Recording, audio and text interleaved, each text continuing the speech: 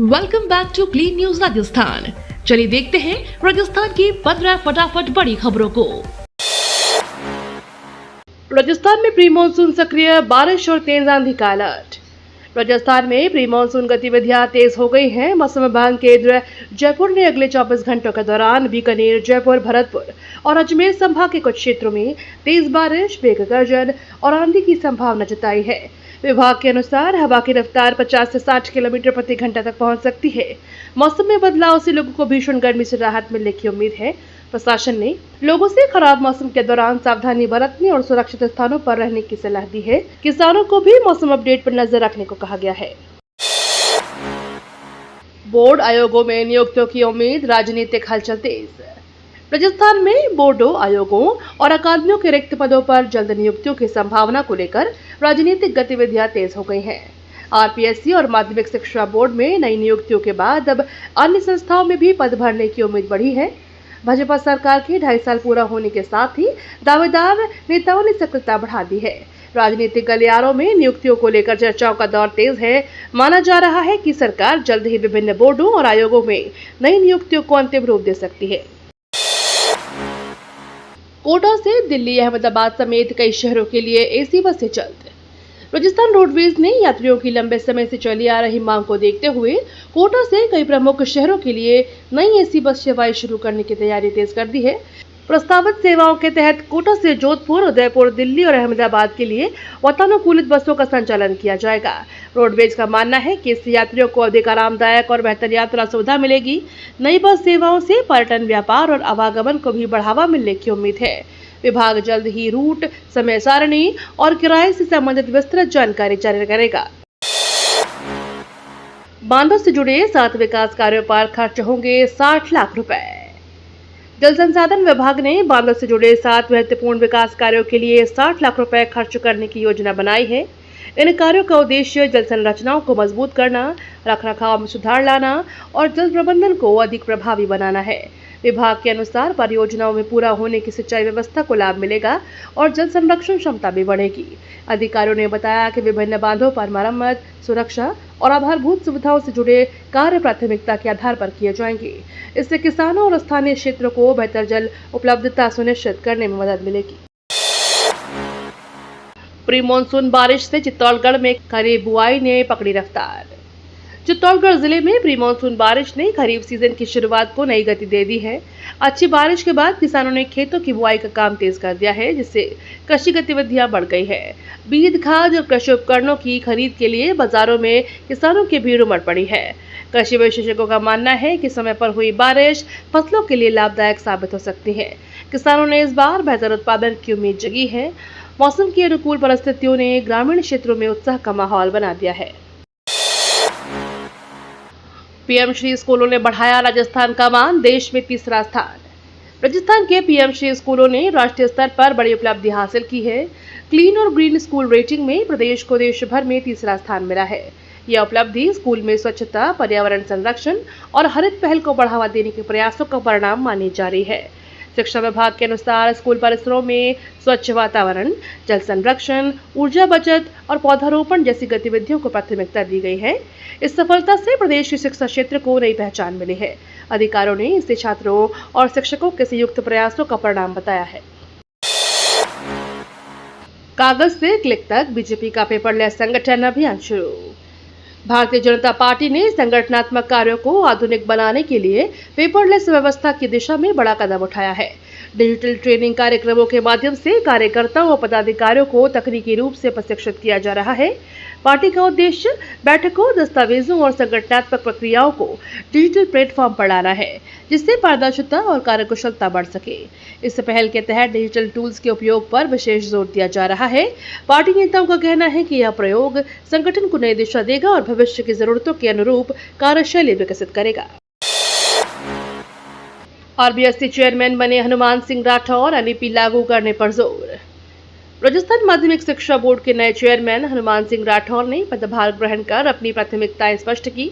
उन्होंने कहा कि नई शिक्षा नीति यानी एनईपी को प्रभावी ढंग से लागू करना बोर्ड का सबसे महत्वपूर्ण लक्ष्य होगा। राठौर ने शिक्षा व्यवस्था से गुणवत्ता सुधार, नवाचार और विद्यार्थियों के समग्र विकास पर जोर दिया। उन्होंने कहा कि बदलते समय के अनुरूप शिक्षा प्रणाली को और मजबूत बनाने के प्रयास किए जाएंगे। साथ ही बोर्ड की कार्यप्रणाली को अधिक पारदर्शी और प्रभावी बनाने की दिशा में भी कदम उठाने की बात कही। बेनीवाल का बड़ा ऐलान, आरक्षण के बाद भजनलाल हटाओ आंदोलन। भरतपुर में आयोजित एक सभा के दौरान सांसद हनुमान बेनीवाल ने बड़ा राजनीतिक ऐलान किया। उन्होंने कहा कि उनकी प्राथमिकता पहले आरक्षण आंदोलन को मजबूत करना है और इसके बाद भजनलाल हटाओ आंदोलन चलाया जाएगा। बेनीवाल ने सरकार पर विभिन्न मुद्दों की अनदेखी करने का आरोप लगाया है और कहा कि जनता के अधिकारों के लिए आंदोलन जारी रहेगा। उनके इस बयान के बाद प्रदेश की राजनीति में नई चर्चा शुरू हो गई है। राजनीतिक विश्लेषकों का मानना है कि आने वाले समय में आरक्षण और जनहित के मुद्दों को लेकर सियासी गतिविधियां और तेज हो सकती है। भरतपुर हुंकार रैली में जाट आरक्षण मुद्दे पर गरमाई सियासत। भरतपुर के नुमाइश मैदान में जाट आरक्षण की मांग को लेकर आयोजित हुंकार रैली में बड़ी संख्या में समाज के लोग जुटे। रैली में सांसद हनुमान बेनीवाल ने भी हिस्सा लिया और आरक्षण से जुड़े मुद्दों को प्रमुखता से उठाया। कार्यक्रम के दौरान राजनीतिक माहौल तब गर्मा गया जब बेनीवाल के भाषण से नाराज एक भाजपा विधायक मंच छोड़कर चले गए। इस घटनाक्रम के बाद रैली राजनीतिक चर्चा का केंद्र बन गई। जाट समाज ने आरक्षण संबंधी मांगों को जल्द पूरा करने की मांग दोहराई, जबकि मंच पर हुई घटना ने सियासी हलकों में नई बहस छेड़ दी है। रणथंभौर सीएसआर कॉन्क्लेव में वन मंत्री ने उद्योगपतियों से सहयोग मांगा। रणथंभौर में आयोजित सीएसआर कॉन्क्लेव के दौरान वन मंत्री ने उद्योगपतियों और कॉरपोरेट संस्थानों से पर्यावरण संरक्षण और ग्रामीण विकास में भागीदारी बढ़ाने की अपील की। उन्होंने कहा कि कंपनियां सीएसआर फंड के माध्यम से ऑनलाइन पौधे मंगाकर बड़े पैमाने पर वृक्षारोपण करें और वन क्षेत्रों से विस्थापित गांवों को गोद लेकर उनके विकास में योगदान दें। मंत्री ने शिक्षा, स्वास्थ्य, पेयजल और रोजगार जैसी मूलभूत सुविधाओं को मजबूत करने पर जोर दिया। उन्होंने कहा कि उद्योग जगत के सहयोग से वन्यजीव संरक्षण के साथ साथ स्थानीय समुदायों के जीवन स्तर में भी सकारात्मक बदलाव लाया जा सकता है। पेपर लीक मुद्दे पर कांग्रेस का हमला, आर पार की लड़ाई का ऐलान। सवाई माधोपुर में आयोजित कार्यक्रम के दौरान कांग्रेस नेताओं ने पेपर लीक और परीक्षा प्रणाली को लेकर राज्य सरकार पर निशाना साधा। नेताओं ने आरोप लगाया कि भर्ती परीक्षाओं में लगातार सामने आ रहे विवादों से युवाओं का भविष्य प्रभावित हो रहा है। कांग्रेस ने कहा कि परीक्षा प्रणाली में पारदर्शिता और जवाबदेही सुनिश्चित करने के लिए संघर्ष जारी रहेगा। कार्यक्रम में नेताओं ने युवाओं के हितों की रक्षा के लिए आर पार की लड़ाई लड़ने का ऐलान किया। इस मुद्दे को लेकर राजनीतिक बयानबाजी तेज हो गई है और विपक्ष सरकार से ठोस कदम उठाने की मांग कर रहा है। तबादला बैन पर नाराज थर्ड ग्रेड शिक्षक, 25 जून को आंदोलन। राजस्थान के थर्ड ग्रेड शिक्षक तबादलों पर लगी रोक नहीं हटाए जाने से नाराज हैं। राज्य सरकार ने अन्य श्रेणियों के कर्मचारियों के लिए तबादलों पर राहत दी है, लेकिन थर्ड ग्रेड शिक्षकों को इससे बाहर रखा गया है। शिक्षक संगठनों का आरोप है कि लंबे समय से उनकी मांगों को अनदेखी की जा रही है। इसी के विरोध में 25 जून को प्रदेश के सभी जिलों में आंदोलन की तैयारी की जा रही है। शिक्षकों का कहना है कि वर्षों से एक ही स्थान पर कार्यरत कर्मचारियों को स्थानांतरण का अवसर मिलना चाहिए और सरकार को इस मामले में सकारात्मक निर्णय लेना चाहिए। राजस्थान यूनिवर्सिटी पीएचडी प्रवेश में एआई से फर्जी सर्टिफिकेट का खेल। राजस्थान यूनिवर्सिटी के पीएचडी प्रवेश प्रक्रिया में एआई और डिजिटल एडिटिंग टूल्स के जरिए फर्जीवाड़े का मामला सामने आया है। जांच में पता चला है कि कुछ अभ्यर्थियों ने नेट प्रमाण पत्रों में डिजिटल हेरफेर कर उन्हें असली जैसा तैयार कर लिया। प्रारंभिक जांच में करीब 10% दस्तावेज संदिग्ध पाए गए हैं। यह प्रदेश में शैक्षणिक दस्तावेजों में एआई तकनीक के दुरुपयोग का पहला बड़ा मामला माना जा रहा है। विश्वविद्यालय प्रशासन ने जांच शुरू कर दी है और दोषी पाए जाने वालों के खिलाफ कड़ी कार्रवाई की तैयारी कर रही है। बूंदी में धार्मिक संरचना के दावे पर सार्वजनिक जगह की खुदाई। बूंदी में एक सार्वजनिक स्थान पर धार्मिक महत्व की संरचनाएं होने के दावे के बाद प्रशासन की निगरानी में खुदाई और सफाई कार्य कराया गया। स्थानीय लोगों द्वारा किए गए दावों के बाद संबंधित क्षेत्र की जांच शुरू की गई। प्रशासन ने स्पष्ट किया कि पूरी प्रक्रिया नियमानुसार और शांति व्यवस्था बनाए रखते हुए संपन्न कराई गई। खुदाई के दौरान मिले तथ्यों का परीक्षण किया जा रहा है। मौके पर अधिकारियों की मौजूदगी में सफाई अभियान भी चलाया गया। मामले को लेकर क्षेत्र में चर्चा का माहौल है, जबकि प्रशासन ने लोगों से अफवाहों पर ध्यान नहीं देने की अपील की है। ग्रामीण सेवा शिविर में सहमति से खाता विभाजन, लोगों को राहत। ग्रामीण सेवा शिविर में सहखातेदारों की सहमति से खाता विभाजन की प्रक्रिया पूरी की गई, जिससे लंबे समय से लंबित मामलों का समाधान हुआ। राजस्व विभाग की पहल से ग्रामीणों को जमीन संबंधी विवादों और प्रशासनिक प्रक्रियाओं से राहत मिली। अधिकारियों ने बताया कि शिविर में कई परिवारों के खातों का आपसी सहमति से विभाजन किया गया, जिससे भविष्य में विवाद की संभावनाएं कम होगी। ग्रामीणों ने इस पहल का स्वागत करते हुए इसे पारदर्शी और सुविधाजनक बताया। प्रशासन का मानना है कि ऐसे शिविरों के माध्यम से लोगों को त्वरित और प्रभावी सेवाएं उपलब्ध कराई जा रही है। गहलोत ने विधान परिषद की मांग उठाए, चुनाव टालने पर घेरा। पूर्व मुख्यमंत्री अशोक गहलोत ने राज्य में विधान परिषद के गठन की मांग दोहराते हुए सरकार पर निशाना साधा। उन्होंने नगर निकाय और पंचायती राज संस्थाओं के चुनाव समय पर नहीं कराने को लोकतांत्रिक व्यवस्था के लिए चिंताजनक बताया। गहलोत ने कहा कि स्थानीय निकायों में निर्वाचित प्रतिनिधियों की अनुपस्थिति से विकास कार्य प्रभावित हो रहे हैं। उन्होंने सरकार से जल्द चुनाव कराने और लोकतांत्रिक संस्थाओं को मजबूत करने की मांग की। साथ ही विधान परिषद के गठन को जनप्रतिनिधित्व बढ़ाने और विभिन्न वर्गों को राजनीतिक भागीदारी का अवसर देने की दिशा में महत्वपूर्ण कदम बताया। आरएएस मुख्य परीक्षा 2024 की उत्तर पुस्तिकाएं देखने 6 जुलाई से आवेदन। राजस्थान लोक सेवा आयोग ने आरएएस मुख्य परीक्षा 2024 की उत्तर पुस्तिकाओं के अवलोकन के लिए आवेदन प्रक्रिया शुरू करने की घोषणा की है। अभ्यर्थी 6 जुलाई से निर्धारित शुल्क के साथ ऑनलाइन आवेदन कर सकेंगे। आयोग की इस व्यवस्था से उम्मीदवार अपनी उत्तर पुस्तिकाओं का निरीक्षण कर सकेंगे और मूल्यांकन प्रक्रिया को बेहतर तरीके से समझ पाएंगे। आवेदन निर्धारित अवधि तक स्वीकार किए जाएंगे। आयोग ने अभ्यर्थियों के समय सीमा पर ध्यान रखते हुए आवेदन करने की अपील की है। विस्तृत दिशा निर्देश और आवेदन संबंधी जानकारी आयोग की आधिकारिक वेबसाइट पर उपलब्ध कराई जाएगी। जोधपुर प्रसूता प्रकरण की जांच जारी, अस्पताल के कलेक्टर ने किया निरीक्षण। जोधपुर के पावटा जिला अस्पताल में प्रसूताओं के स्वास्थ्य प्रभावित होने के मामले की उच्च स्तरीय जांच जारी है। घटना के बाद जिला कलेक्टर आलोक रंजन ने अस्पताल पहुंचकर चिकित्सा व्यवस्थाओं का निरीक्षण किया और भर्ती महिलाओं के स्वास्थ्य की जानकारी ली। उन्होंने चिकित्सकों और अस्पताल प्रशासन को मरीजों की सुरक्षा और उपचार में किसी भी प्रकार की लापरवाही नहीं बरतने के निर्देश दिए। प्रशासन ने बताया कि प्रभावित महिलाओं की स्थिति पर लगातार नजर रखी जा रही है और आवश्यक उपचार उपलब्ध कराया जा रहा है। जांच रिपोर्ट आने के बाद आगे की कार्रवाई की जाएगी। भरतपुर में कौशल संस्थान, वैर कुम्हेर में नए शिक्षण संस्थानों की मांग। भरतपुर जिले के विकास को नई गति देने के लिए भारतीय कौशल संस्थान, वैर में एग्रो प्रोसेसिंग संस्थान और कुम्हेर में कृषि विश्वविद्यालय खोलने की मांग उठी है। जनप्रतिनिधियों और स्थानीय संगठनों का कहना है कि इन संस्थानों की स्थापना से युवाओं को रोजगारोन्मुख शिक्षा मिलेगी और क्षेत्र के कृषि और औद्योगिक विकास को नया आयाम मिलेगा।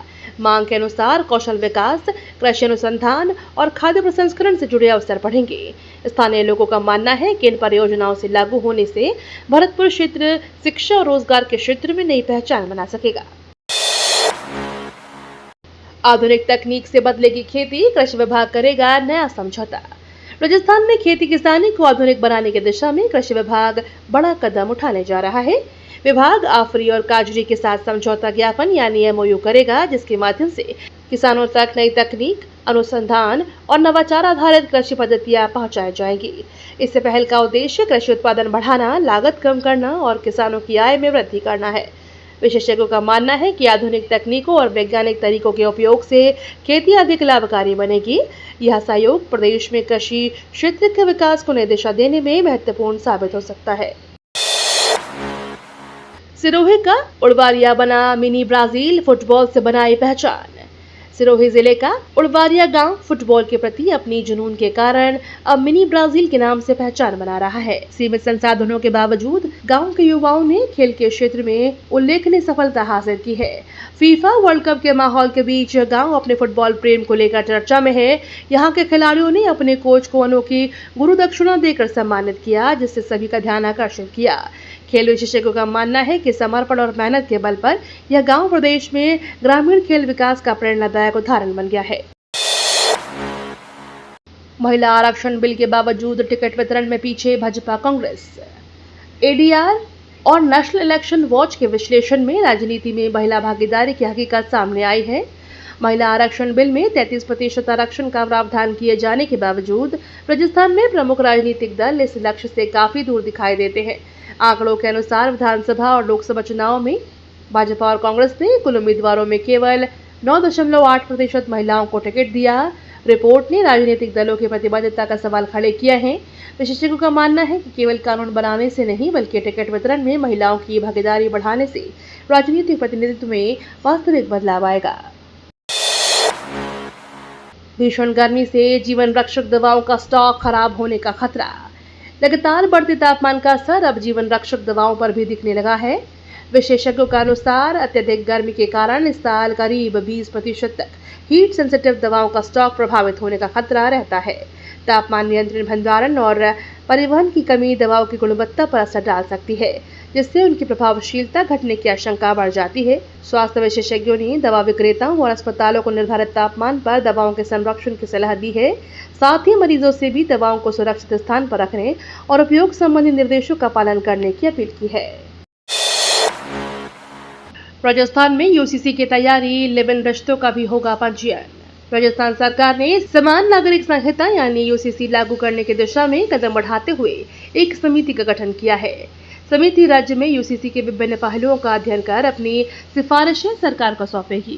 प्रस्तावित व्यवस्था के तहत लिव इन रिलेशनशिप में रहने वाले जोड़ों के लिए भी पंजीयन अनिवार्य किया जा सकता है। सरकार का कहना है कि इससे कानूनी अधिकारों और जिम्मेदारियों को स्पष्ट करने में मदद मिलेगी। यूसीसी को लेकर राजनीतिक और सामाजिक स्तर पर चर्चा तेज हो गई है। समिति की रिपोर्ट के आधार पर आगे की नीति और कानूनी प्रक्रिया तय की जाएगी। ये तो थी राजस्थान की बड़ी खबरें। रोजाना सबसे पहले अपडेट पाने के लिए क्लीन न्यूज राजस्थान को अभी सब्सक्राइब करें।